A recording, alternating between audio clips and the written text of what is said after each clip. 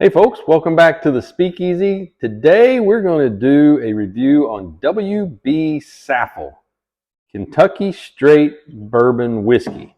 As you can see, this is a small bottle, 350 milliliter, and this is produced by the Wild Turkey Distillery. This is a special edition, limited edition, apparently the third out of their Whiskey Baron series. Now, some things that I found out while I was researching this, I literally just bought this a couple of weeks ago from my local store here in Norman, Oklahoma, at the Spirit Shop, and they said this is possibly coming to Oklahoma. Well, by that I meant I assume large bottles of it, but apparently doing my research, because they only got a couple of small cases of it, this is the only size that's offered in, 350 milliliter, and that's what all of their Whiskey Baron series were offered in. So I started doing more and more research, and I couldn't find a lot other than the batch one came out in 2019. Now there is a date stamp on this. I'll put a picture up showing you here. This thing was made July 24th, 2024. At least that's what the date stamp says on it. Bottled, whatever that means. But obviously, this wasn't a 2019 bottle. I don't know if it is the exact same barrels, if it is just the same mash bill. Now, according to what I saw online, the original mash bill was 75% corn, 13% rye, and 12% malted barley. And then it's bottled at 107 proof. So I'm not too sure about this one. Let me get it open here and I'll let it rest. Got it. Pour that in here and let it rest. And I'll give you a little more of the information that I found out about this. So this again is made by Campari Group owns Wild Turkey Distillery. It says on the bottle, on the back, distilled and bottled by the American Medicinal Spirits Company out of Lawrenceburg, Kentucky. Well, apparently that technically exists inside the Wild Turkey Distillery, and this is a product put together by longtime Wild Turkey master distiller Eddie Russell. Again, 107 proof. This bottle cost me $60. Apparently in 2019, MSRP was $50, so inflation, obviously, $10, which if it's that good, a full-size bottle is probably going to be twice that, or at least 75% more, so you're still over $100. It's about right, I would guess. Now, there were 3 different sites that I found that were really informational about this. One of them was the Bourbon Finder, another one was the Bourbon Culture, and another one was Rare Bird 101. Now, Rare Bird 101 is strictly all about Wild Turkey and the products produced from the Wild Turkey Distillery. So everything that I read about this makes it sound good, says that it should smell good, says that it should taste good, because all of them gave it very, very high ratings, including Minnick, Fred Minnick. Let's see my note here. Fred Minnick picked this as #1 in its blind tasting against Pappy Van Winkle and The Field. Apparently this was part of The Field, and he says this is better than Pappy Van Winkle. I don't know what bottle of Pappy he had. I have not watched that video.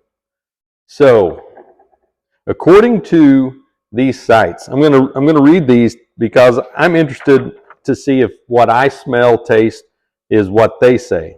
So the Bourbon Finder says on the nose you should have caramel, sweet, strong, riding waves of fruit, a light buttery note to the fruit that's reminiscent of an apple pie that may have baked a little long.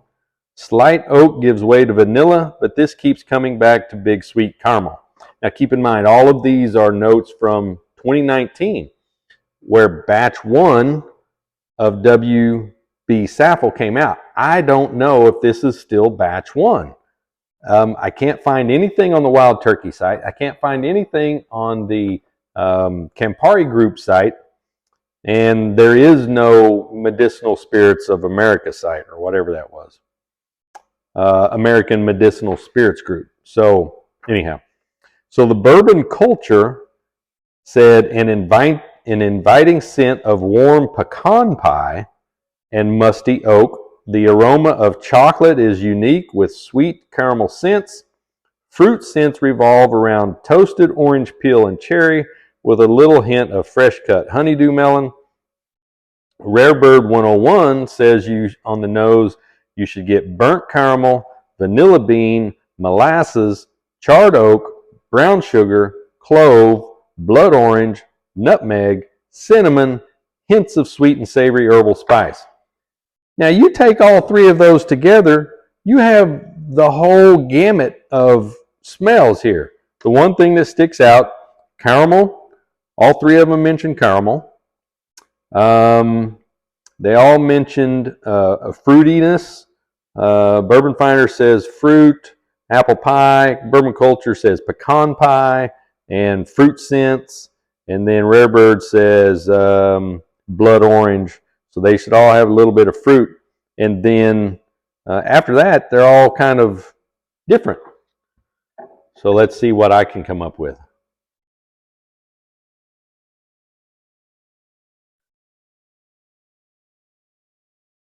I do have a lot of caramel.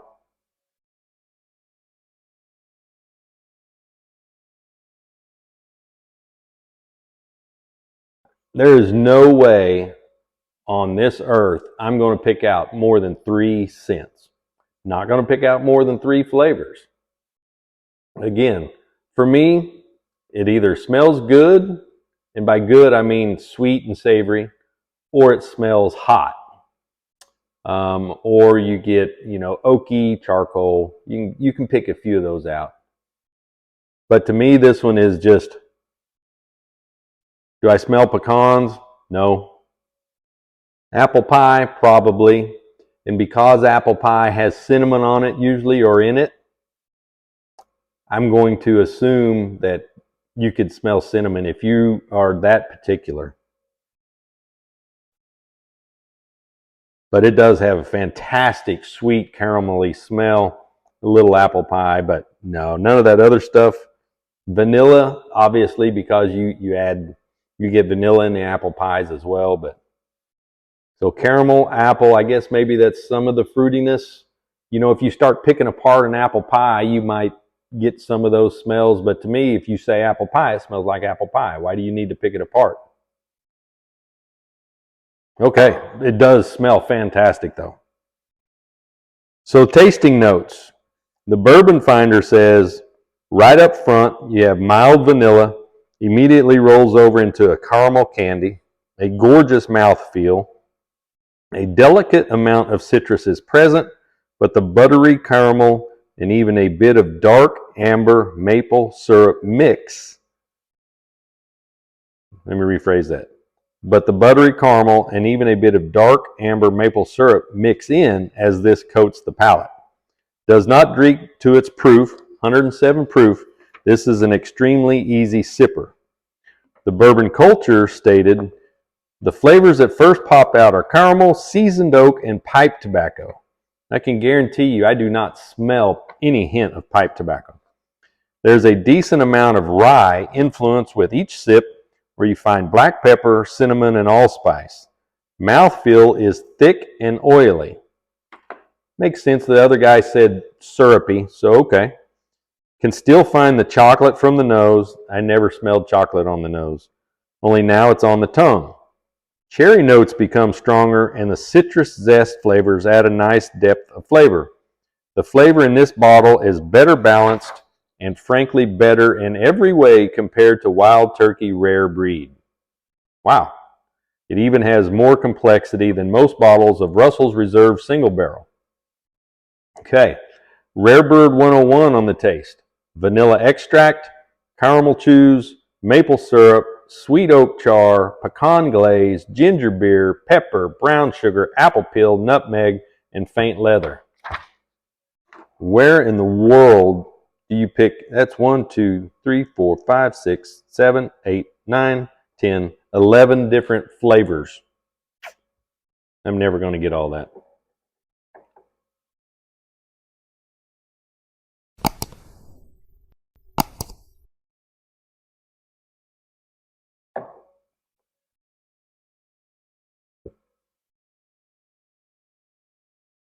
Now, on the front forward of my mouth, I get that 107 proof. In the middle palate, I don't. And as it starts to finish, I get a lot more flavors mixing in and just a slight hint of heat in my chest. Now let's go for the finish notes. Well, let's go back and review this. Mild vanilla. Yes, I got a lot of vanilla on the flavor. A caramel candy. I didn't get a lot of caramel. I smelled a lot of caramel, but I did not taste a lot of caramel. But I'll try again. Rye influence. I do get that hint of rye. A lot of cinnamon. I do get cinnamon in that flavor, definitely. That, as a matter of fact, has a very similar flavor profile to me right there as this Dark Arts Amberana rye. Very cinnamony. Mouthfeel, thick and oily. I didn't get a thick and oily, and I certainly didn't get any chocolate. Didn't get any cherry. Vanilla extract, caramel chews, maple syrup, sweet oak char, pecan glaze, ginger beer, pepper, brown sugar. Maybe a little nutmeg. Faint leather. I don't think so. Well, let's go on the finishes. Bourbon Finder says at 107 proof, this brings with it a bit of heat that hugs the palate, definitely, for a nice finish and doesn't fall away. Now again, mine was heat forward, not mid palate, and then I got a little bit of heat in the finish. This is in no way a hot bourbon. I would agree with that. And he says smooth comes to mind. Now, obviously, it is very smooth for 107 proof. Now, if you're going to go lower proof, 80 like Gentleman Jack or something like that, that's much smoother, but it's much lower proof. A little bit of spice in here. The long, voluptuous finish is still holding a sweet note that won't quit. I'll agree with that. The Bourbon Culture says the finish sees fruit notes highlighted a bit more than they had been on the palate. Not 100% sure I agree with that. Still a nutty aftertaste that pairs well with cigar flavors and a well-seasoned oak. As I get more cinnamon on the finish, maybe a little bit of nuttiness. The sweetness from caramel and vanilla are welcome at the end. And for spice, a new one appears that I hadn't noticed before, this person. Spanish paprika. How do you pick out Spanish paprika out of all that? Rarebird 101 says long, warm, and flavorful. Toasted vanilla, caramel, sweet and spicy oak, maple, black pepper, clove, licorice, leather, hints of citrus, cinnamon, sweet herbs. Now, that is literally probably 5 different ones than he picked as the taste. Wow. I don't know. Round 2.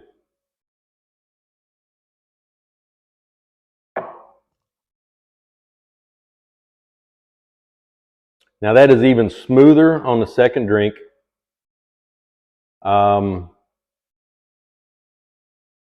Maybe get a little apple. You know, we're talking back to the apple pie, cinnamon, sugar, brown sugar, apple peel. I mean, apple's apple to me. It definitely does not have the heat of 107 proof. I think that it is very, very smooth for that. And I think that it's bourbons like this at the 107, 110 that make my window go that high. There are others that are at 107 proof.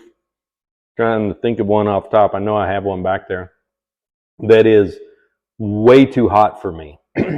It's 107, 109, and I can't drink it. I have to put it on ice, let it set for a little while, and dilute down. This one, I could sip neat very, very easily. I think this is a fantastic bottle of bourbon. $50 for a small half a bottle. I mean, it's not unusual, not unheard of. We spend way more than that on a lot of other bottles, but I would say this one should be produced in large bottles because it's really that good. I don't know if they're testing the waters with it, so they only do the small bottles or what, but if they put out the large bottles at $100, I'd buy it in a heartbeat. I think it's that good. Again, my concern is this batch 1? Is this batch 3? Is this batch 5, since that was 5 years ago? I don't know. If you know out there, please tell me in the notes, in the comments below, so that you can help me figure this stuff out.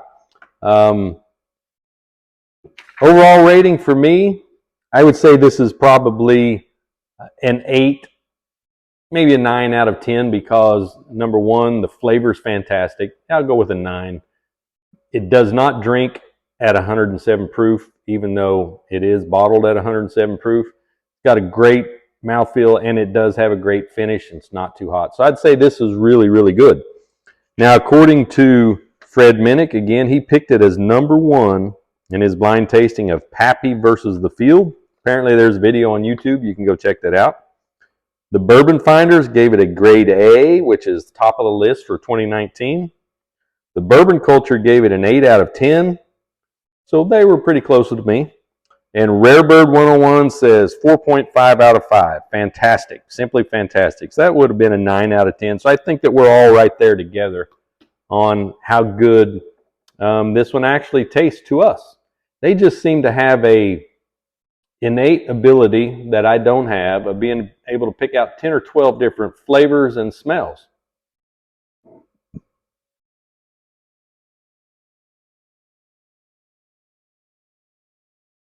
But that is very, very, very good. That's one of those where I think it's good enough. I would not put it on ice. I would take that, sip it just like that. Even tonight by the fire pit, 60 degrees outside, put on a blanket over your lap, grab one of those. Now some of you will say it's 60 degrees, you don't need a blanket. I'm a cold-natured person, which is why I'd be by the fire pit. But that would be fantastic sitting out outside, nice cool evening, and just enjoying some bourbon neat, which I don't do very often because of the heat that it delivers me. Very, very good. Let me know what you guys think. Have you gotten a bottle of this? Did you get it 5 years ago when it first came out? Or have you picked up your bottle sometime between 2019 and now? Let me know what you know about this bottle. Let me know what you think about the taste. Put all that stuff down in the comments below and give me some info so we can help each other out. Hey, thanks for tuning in. Appreciate you watching. Please be sure to give me a thumbs up, like, subscribe, share with your friends and family. Come back and see me next time here in the Speakeasy. I appreciate it.